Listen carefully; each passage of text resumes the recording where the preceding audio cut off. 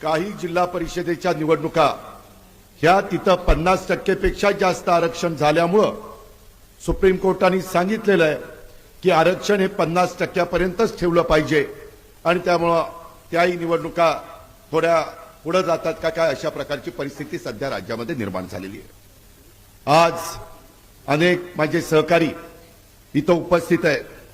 मला पंकजला ज्यावेळेस कळलं की मी इथं एका प्रभागामध्ये नारळ फोडण्याच्या निमित्तानं एका सभेच्या निमित्तानं येणार आहे, त्यावेळेस त्याने मला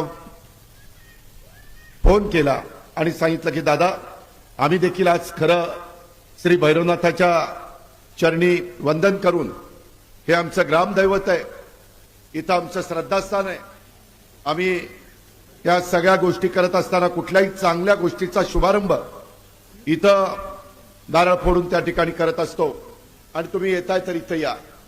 शेवटी कार्यकर्ता त्याला जपला पाहिजे, आमच्यासारख्यांनी त्याला ताकद दिली पाहिजे, समाजामध्ये त्याचा मान सन्मान प्रतिष्ठा कशी वाढेल याबद्दलचा प्रयत्न त्या ठिकाणी केला पाहिजे। कारण आम्ही शिवशाहू फुले आंबेडकरांच्या विचारधारेनं महाराष्ट्रामध्ये काम करतोय।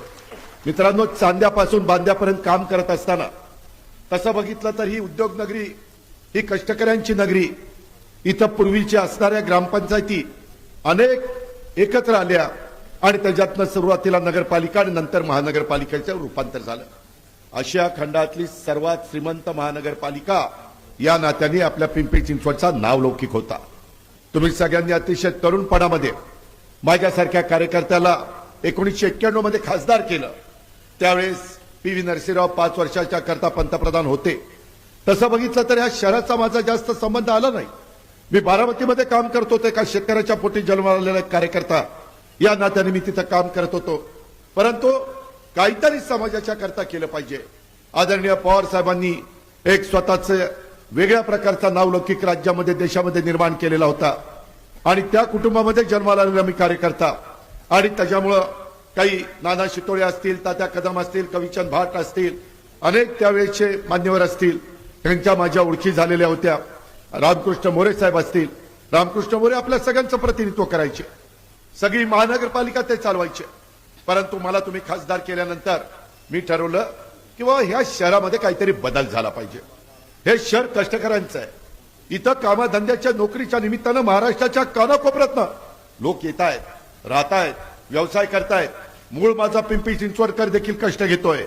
वेगवेगळ्या इंडस्ट्री, टाटा इंडस्ट्री असेल, विरोधी असेल, बजाज असेल, कितीतरी इंडस्ट्री इथं होत्या आणि त्याच्यातनं लोक इथं नोकरी करता यायचे। पण मी त्यावेळेस बघायचो नोकरीला इथं आणि मुक्कामाला पुण्याला जायचे, का तर इथं पाहिजे तशा प्रकारची शिक्षणाची सोय नव्हती, जेवढी पाहिजे तेवढे रस्त्याची सोय नव्हती, फ्लायओव्हर नव्हते, डबल फ्लायओव्हर नव्हते, पाण्याच्या संदर्भामध्ये काही समस्या होत्या। माझ्या लाडक्या बहिणींना लांब लांब जाऊन पाणी आणावं लागायचं, कधी पाणी 24 तास मिळायचं नाही, प्रत्येक दिवशी मिळायचं नाही, अशा वेगवेगळ्या अडचणी। शहर तर मोठं होत होतं, दफनभूमीचा प्रश्न, स्मशानभूमीचा प्रश्न, गरीब समाज देखील आपल्याकडे मोठ्या प्रमाणावर आहे, झोपडपट्टीमध्ये राहतो, त्यांचाही अधिकार आहे चांगलं घर त्या ठिकाणी घेऊन राहण्याचा, त्यांनाही वेगवेगळ्या केंद्राच्या राज्याच्या योजनेतनं मदत झाली पाहिजे। आणि हा सगळा विचार माझ्यासारख्या कार्यकर्त्यांनी केला आणि मला पण कामाची आवड असल्यामुळं मी महाराष्ट्राला सांगतो, बाबांनो मी कामाचा माणूस आहे। त्याचा उल्लेख आता पंकजनी केला।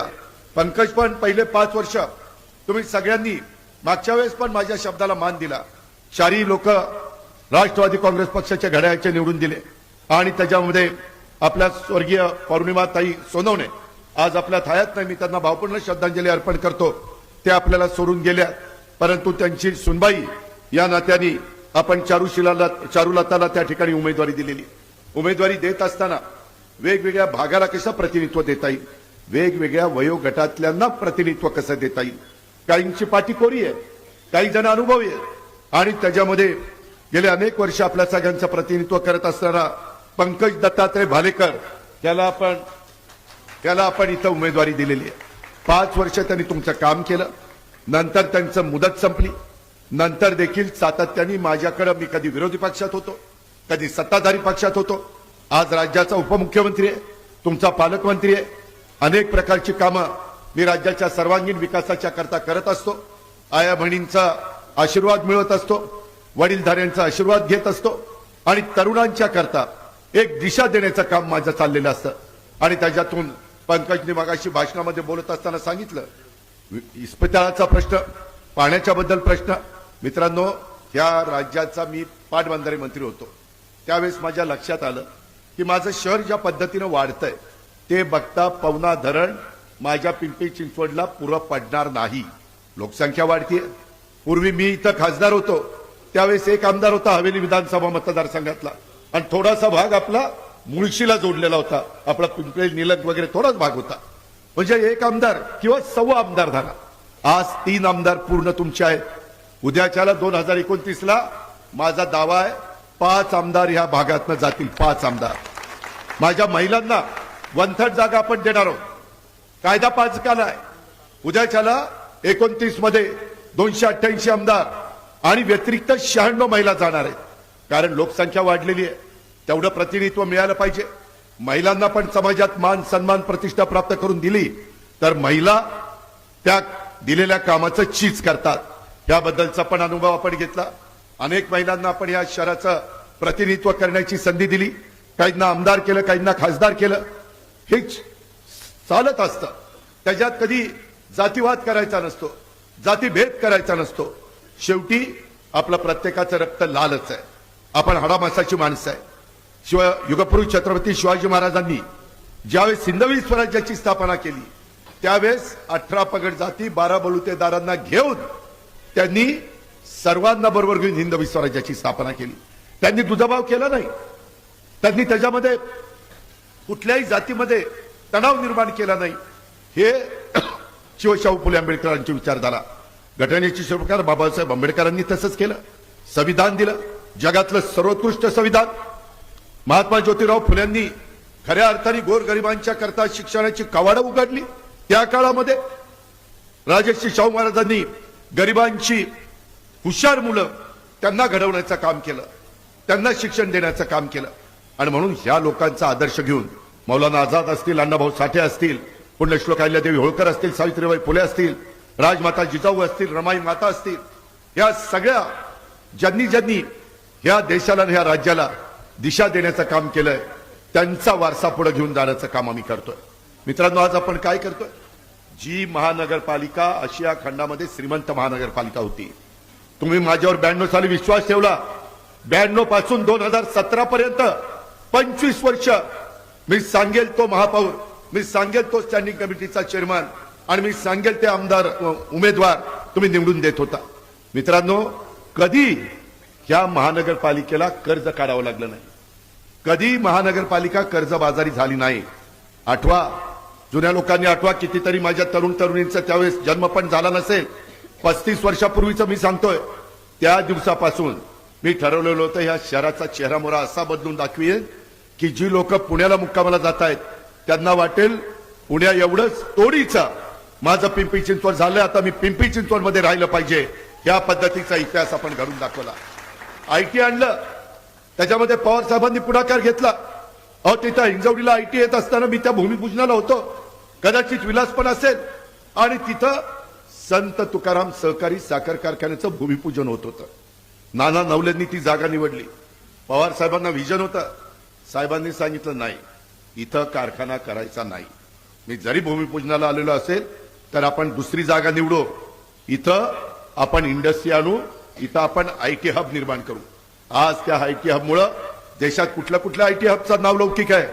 बेंगलोरचा आहे, हैदराबादचा आहे, पुण्याचा आहे आणि हिंजवडीचा आहे. पुण्याचा म्हणजे चंदननगर, खराडी वगैरे भागात आज किती मुलं कामाला लागली, आज किती मुली कामाला लागल्या.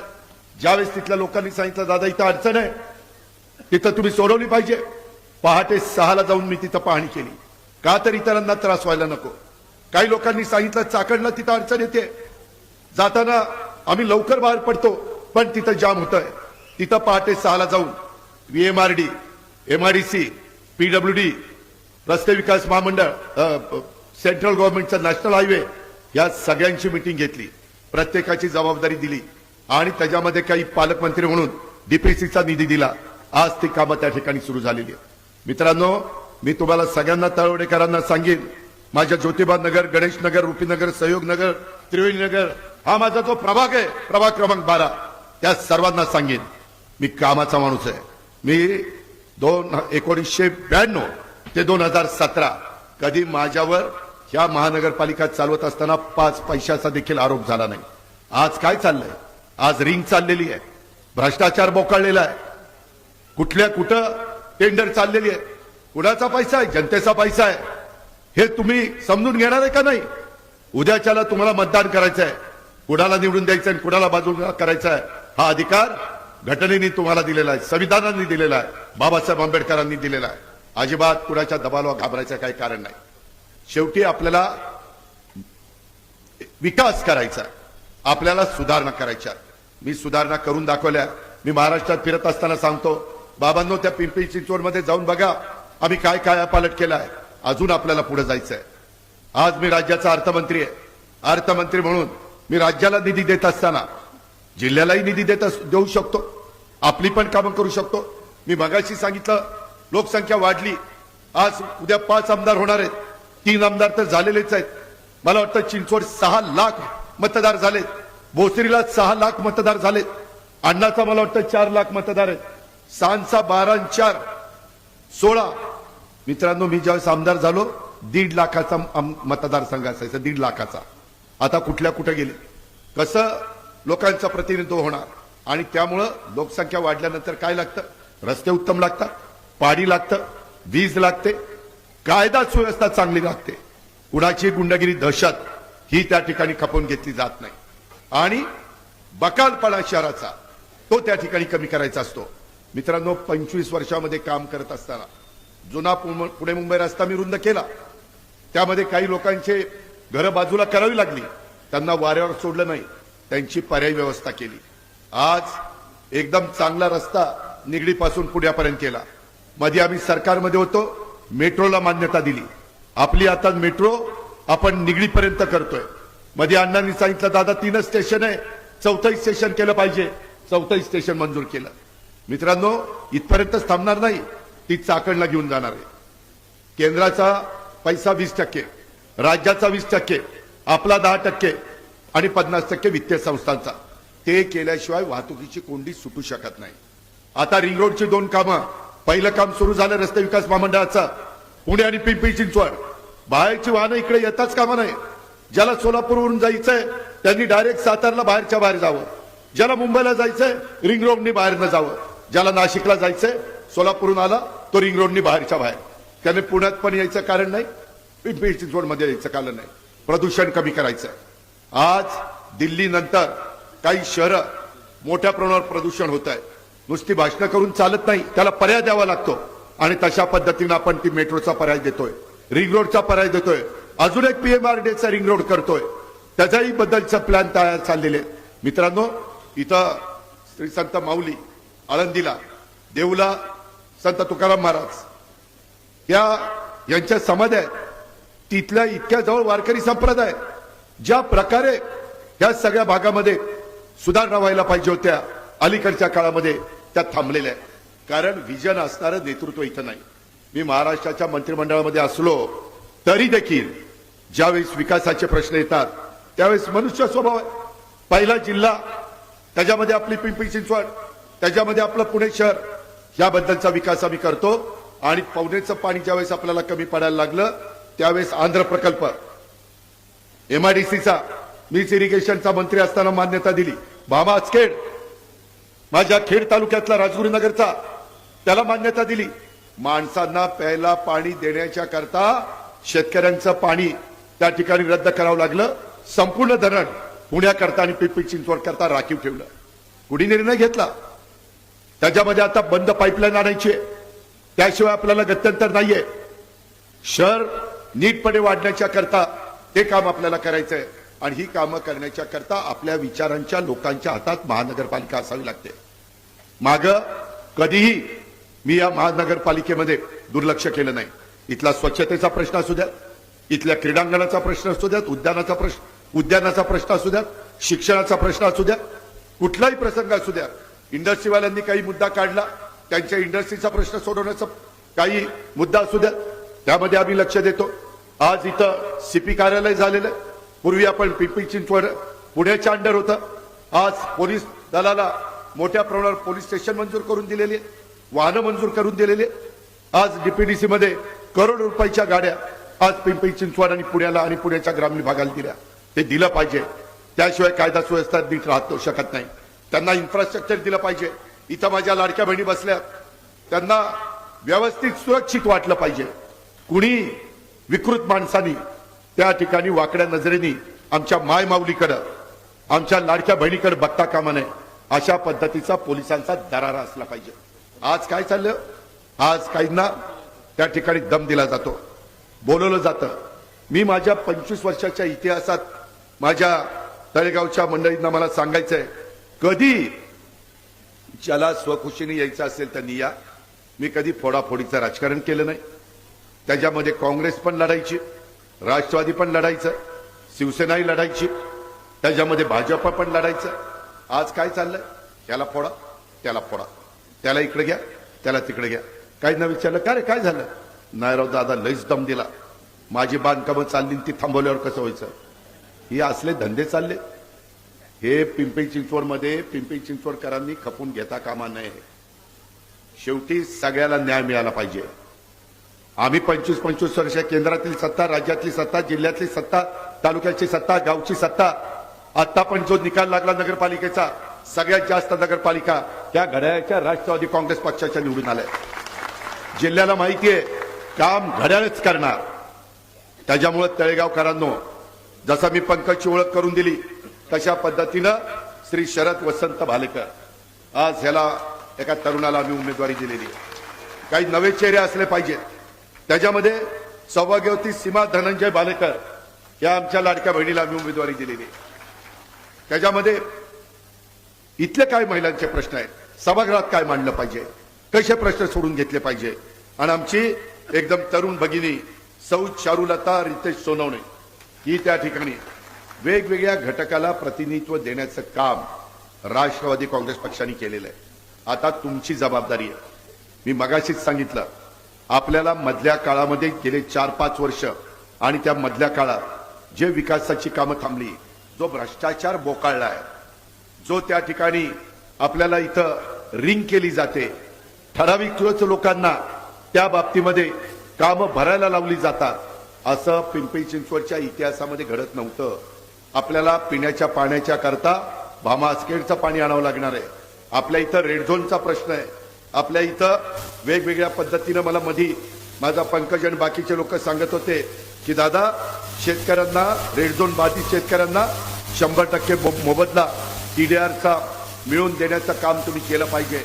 तसा प्रस्ताव त्या ठिकाणी पाठवण्याचं काम झालंय. काही ठिकाणी उड्डाणपूल तयार केले पाहिजे. मला आठवतंय भोसरीचा उड्डाणपूल तयार करताना विलासला, अजितला, बाकीच्या सहकाऱ्यांना विचारा, तो 2 लेन होता. नारळ फोडत असताना मी 4 लेन केला आणि त्यावेळेस अधिकाऱ्याला सांगितलं की अजिबात नाही, पुढे वाहनं वाढणार आहे. आज तो देखील पूल आपल्याला कमी पडायला लागलेला आहे. नेहमी काही झालं तरी नेतृत्वाला दूरची दृष्टी असावी लागते, तर विकास होत असतो. आणि त्याच्यामुळं ह्या सगळ्या काही गोष्टी मधल्या काळामध्ये मला पंकजनी सांगितलं की दादा, तळवडे येथे महाराष्ट्र शासनाची 59 एकर गायरान जागा पालिकेकडे हस्तांतरण करा, तो निर्णय आपण घेतला. त्यामुळे अतिशय सुंदर अशा प्रकारचा बायोडायव्हर्सिटी सिटी प्रकल्प तिथं आपण साकार करतोय. स्थानिक नागरिक आणि तरुणांच्या करता 7 एकर जागेमध्ये आपण स्पोर्ट ऍक्टिव्हिटी आणि इतर उपक्रम त्या ठिकाणी राबवतोय. राज्य सरकारची मगाशी यांना सांगितलं पंकजनी 32 गुंठे जागा आपण MIDC कडनं महावितरणला दिली. शेवटी लोकांच्या भल्याकरता जे करावं लागतं ते करत असताना त्याच्यामध्ये मागं पुढं बघायचं नसतं. आणि त्याच्यातून आपल्याला आता तळवड्याला आपलं तलाठी कार्यालय नसल्यामुळं चिखलीला जावं लागतं. त्यामुळे या भागाच्या करता स्वतंत्र तलाठी कार्यालय सुरू करण्याचा निर्णय देखील आपण त्या बाबतीमध्ये घेतलेला आहे. मित्रांनो, शेवटी ही सगळी कामं ही केली पाहिजे. देहू आळंदी रस्त्यावर संत तुकाराम महाराज प्रवेशद्वाराचं भव्य काम त्या ठिकाणी सुरू आहे. एकंदरीतच या प्रभागातील नागरिकांचं आणि राष्ट्रवादी काँग्रेस पक्षाचं एक विश्वासाचं नातं हे निर्माण झालेलं आहे. नेहमी या भागाने, म्हणजे हा भाग जिल्हा परिषदेमध्ये असताना पण राष्ट्रवादी काँग्रेस पक्षाला अशोक मोरेंना अशोक पवारांना त्या ठिकाणी उमेदवारी दिलेली आणि त्यावेळेस तुम्ही त्यांना निवडून दिलं. त्याच्यानंतरच्या काळामध्ये देखील तुम्ही कधी मला खाली हाताने परत पाठवलं नाही. आज सुरुवात तळेगावच्या परिसरामध्ये होतीये, तळवड्याच्या परिसरामध्ये होतीये. माझी तुम्हाला विनंती आहे, हे तळवडे असेल किंवा माझं म्हणजे तळवडे गावठाण असेल, माझं ज्योतिबा नगर असेल, गणेश नगर, रुपी नगर, त्रिवेणी नगर, सहयोग नगर, या सगळ्या भागामध्ये कार्यकर्त्यांनी गाफील राहू नका. फार कमी दिवस आहेत, पायाला भिंगरी बांधल्यासारखा प्रचार झाला पाहिजे. कुठेही निवडणूक आचारसंहितेचा भंग होता कामा नये. कुठेही खालच्या पातळीवर जाऊन टीका करण्याचं काम करायचं कारण नाही. आपण विकास करणारी माणसं, आपण विकास करून दाखवलेला आहे. आणि जो काही आता तुमच्या माझ्या पिंपरी चिंचवडला कर्जामध्ये ढकलण्याचं काम ज्यांनी केलेलं आहे त्यांना आता आपल्याला बाजूला करायचं आहे आणि ते तुमच्या हातात आहे. ती पवित्र मत उद्याच्या निवडणुकीच्या निमित्तानं तुम्हाला सगळ्यांना मागण्याच्या करता मी आज आपल्या सगळ्यांच्या समोर आलेलो आहे. उद्या आणि परवा अजून 2 दिवस हे त्या ठिकाणी फॉर्म भरायची मुदत आहे. सगळेजण बघताय. आता तर इथले 4 उमेदवार तर आपले जाहीर झाले, परंतु समोरचे म्हणतायत दादा कधी उमेदवार जाहीर करतोय मग आपले करू. मी म्हणतोय ही कधी करतायत ते बघतो मग आपले करू. कारण शेवटी जशाच तशी टक्कर देण्याच्या करता व्यवस्थितपणे बॅलन्स साधला गेला पाहिजे. मी सर्व जाती धर्माला प्रतिनिधित्व देण्याचा प्रयत्न इथं सगळे उमेदवार ज्यावेळेस जाहीर होतील त्यावेळेस करणार आहे. आपण अजिबात त्यामध्ये गैरसमज करून घेऊ नका. आणि काही अनुभवी, काही तरुण अशा वेगवेगळ्या घटकाला तिथं प्रतिनिधित्व देणार आहे. मित्रांनो, आज मी जवळपास 4 वर्ष अजून सरकारमध्ये आहोत. त्याच्यामुळं सरकारमध्ये काम करत असताना सरकारमधली अडलेली कामं ही करून देण्याच्या बद्दल माझ्याकडनं कुठली अडचण येणार नाही. माझी केंद्रात पण ओळख आहे. मग पंतप्रधान साहेब असतील, अमित शहा साहेब असतील, नितीन गडकरीजी असतील, शिवराज सिंग चौहान असतील, नड्डाजी असतील, अनेकांची नावं घेता येतील. आपले केंद्रातले पण प्रश्न राजनाथ सिंगजी असतील, तिथंही आपण जाऊ शकतो, तिथंही आपण पाठपुरावा करू शकतो. काही अडचण नाही. आपल्या विचाराचे काही खासदार आहेत, त्यांनाही तिथं आवाज उठवण्याचं काम आपण सांगू शकतो. त्याच्यामुळे तिथंही अडचण नाही.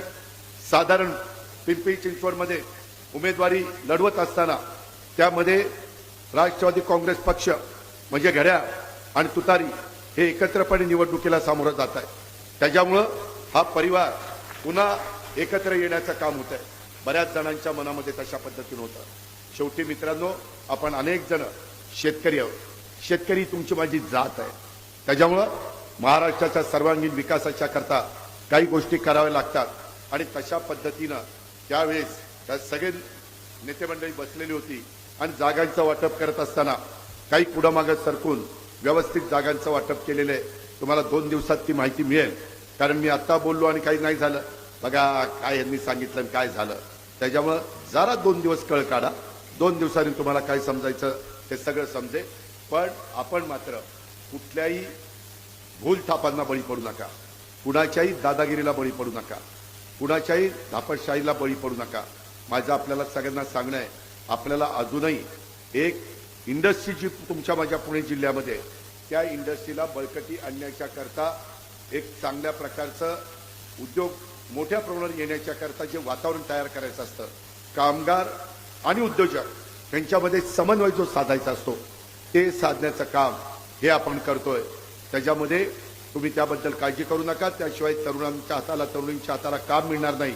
आम्ही त्या निमित्तानं रोजगाराचा प्रश्न असेल, त्या निमित्तानं पाणी पुरवठ्याचा प्रश्न असेल, रस्ते आणि पावसाळ्यामध्ये कुठं पाणी साचण्याची समस्या असेल, त्याच्यामध्ये आरोग्य असेल.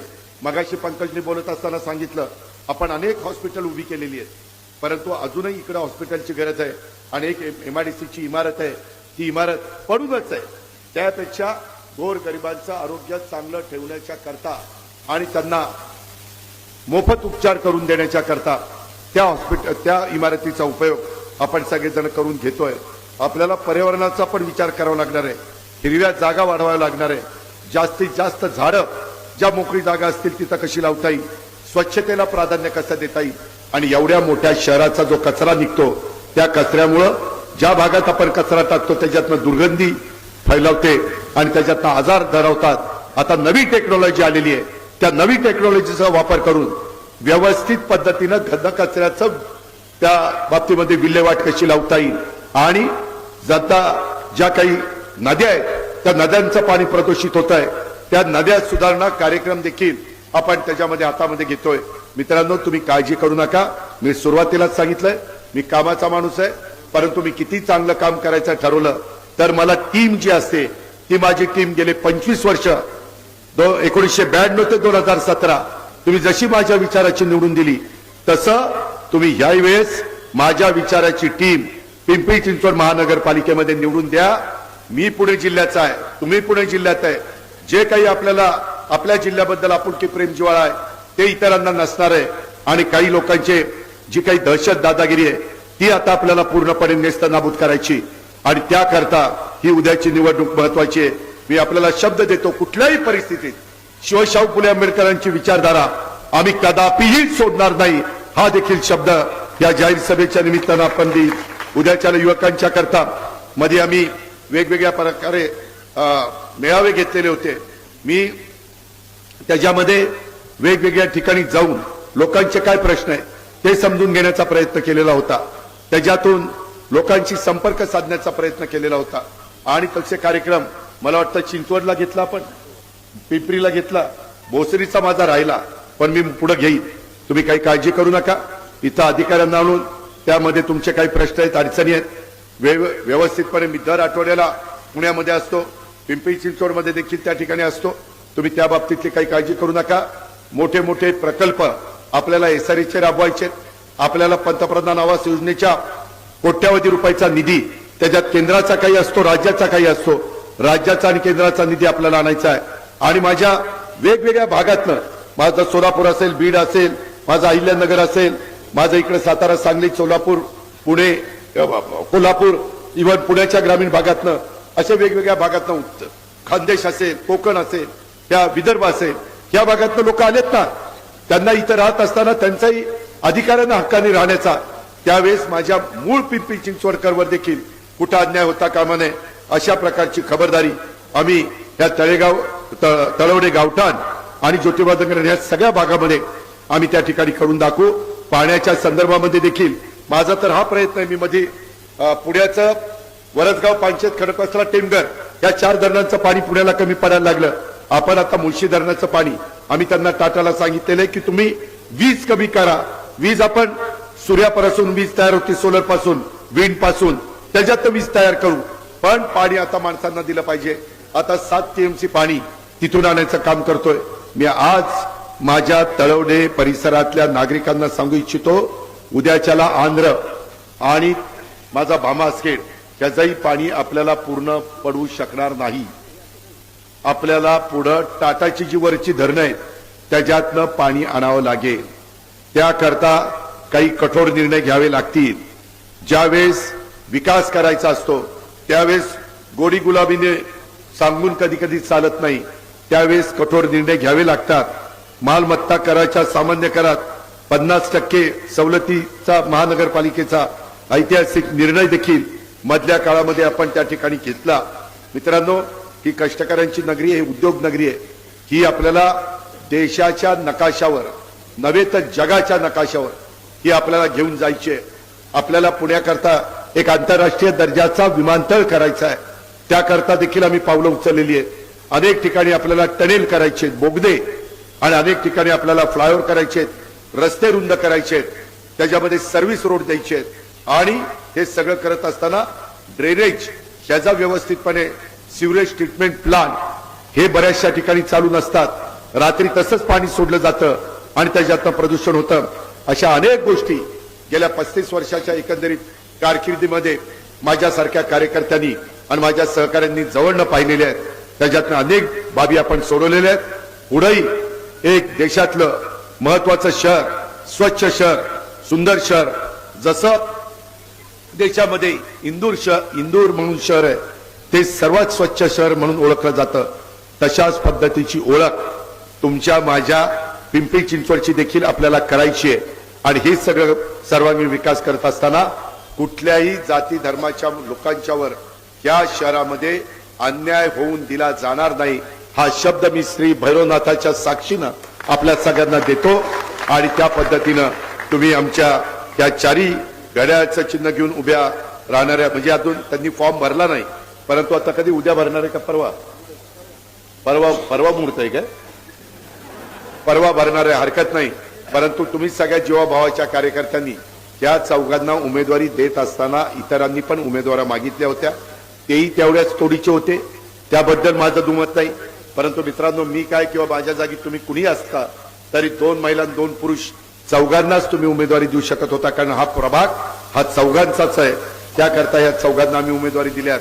मी या चौघांच्या साक्षीनं सांगेन, उद्याच्या काळामध्ये 5 वर्षाकरता माझ्या त्या सगळ्या परिसराचं प्रतिनिधित्व तळवडे आणि बाकीच्या भागाचं करत असताना, प्रभाग क्रमांक 12चं करत असताना, हे कधी तुम्हाला कमीपणा येईल अशा पद्धतीचं कुठलंही काम हे माझे 4ही सहकारी करणार नाही. माझ्या 2 लाडक्या बहिणी पण करणार नाही आणि आमचे 2 भाऊ पण करणार नाही. हा देखील शब्द मी आपल्याला देतो. आणि जे काम त्यांच्याकडनं होणार नाही ते काम करून देण्याच्या करता मी अजित पवार कुठं कमी पडणार नाही, हा देखील माझा तुम्हाला शब्द आहे. हा अजित पवारचा वादा आहे, हा दादाचा वादा आहे. अशा पद्धतीनं आपण सगळ्यांनी लक्षामध्ये घ्या. आणि आज जी सुरुवात झालेली आहे, हा आपली राष्ट्रवादी काँग्रेस पक्षाची घोडदौड कुठल्याही परिस्थितीत यावेळेस पिंपरी चिंचवड महानगरपालिका ही